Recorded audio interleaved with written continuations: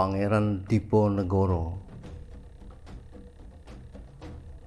Meski jiwa dan ragamu telah tiada, semangat juangmu masih tersisa. Meski cita-citamu tak terwujud, wasiatmu tetap berlanjut. Lidah cucumu tak pernah kering, ngajak dialog yang penting-penting.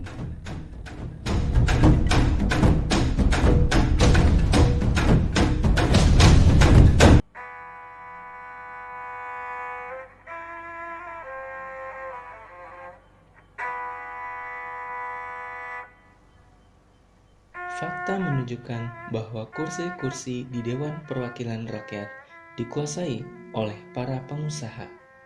Apa implikasinya? Ternyata sangat besar. Berikut ini adalah wawancara imajiner antara Behi Pakubumi dengan sang pangeran. Assalamualaikum Eyang. Ada data bahwa separuh anggota DPR adalah pengusaha. Bagaimana pendapat Eyang? Itu jelas tidak sehat. Itu penyakit. Kenapa demikian? Kamu kan tahu bahwa anggota parlemen itu berasal dari partai politik. Kalau kenyataannya anggota DPR itu separuhnya adalah pengusaha, berarti sebagian besar anggota parpol yang terpilih sebagai anggota legislatif adalah pengusaha. Ini jelas tidak sehat. Penjabarannya bagaimana, Eyang? Anggota DPR itu adalah wakil rakyat. Mereka mewakili rakyat dalam menjalankan tugas dan fungsinya.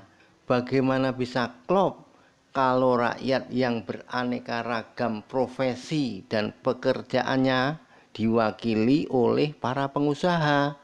Bisa-bisa undang-undang yang dihasilkan oleh para wakil rakyat tidak memihak pada rakyat, melainkan hanya memihak pada para pengusaha.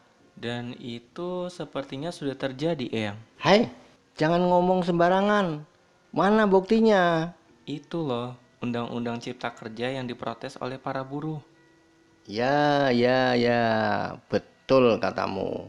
Itu adalah bukti bahwa undang-undang tersebut tidak memihak pada rakyat. Minimal undang-undang itu tidak memihak pada kaum buruh, dan sebaliknya undang-undang itu justru memihak pada para pengusaha atau investor. Nah, sekarang mana buktinya, Eyang? Ada pasal yang mengatur tentang investasi untuk tambang batubara. Para investor itu hanya dikenakan pajak yang sangat kecil. Pasal ini jelas-jelas memihak para investor dan merugikan negara. Lalu bagaimana, Eyang, agar undang-undang itu tidak merugikan rakyat? Undang-undang itu bisa direvisi atau peraturan di bawahnya diupayakan tidak merugikan rakyat atau negara. Masih ada waktu untuk upaya ini. Kembali pada masalah anggota DPR, Eyang. Bagaimana caranya agar anggota DPR tidak didominasi oleh pengusaha? Itu harus ada kemauan politik semua pihak, baik pihak partai politik maupun pemerintah. Undang-undang tentang parpol harus diperbaiki. Pengurus parpol tidak boleh didominasi oleh pengusaha. Artinya, anggota parpol dan pengurusnya harus diambil dari kalangan berbagai profesi. Oh ya, sebenarnya ada cara yang jitu agar kursi di parlemen tidak dikangkangi oleh para pengusaha. Cara jitu, apa itu, Eyang?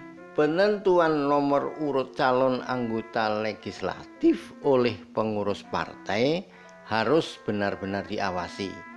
Jangan hanya para pengusaha yang didudukkan di nomor urut kecil atau yang disebut nomor jadi. Jangan hanya para donatur materi yang bisa menduduki nomor jadi. Pengurus partai harus jujur, adil, dan terbuka dalam menyusun daftar caleg. Mereka yang dipilih adalah benar-benar tokoh yang mewakili rakyat dan paham soal politik. Bagaimana kalau artis, pelawak, atau pengusaha muda? Jangan ngeledek. Eyang tak mau menjawab. Pikir sendiri. Baik, cucumu akan berpikir. Tetapi sekarang ada pertanyaan begini.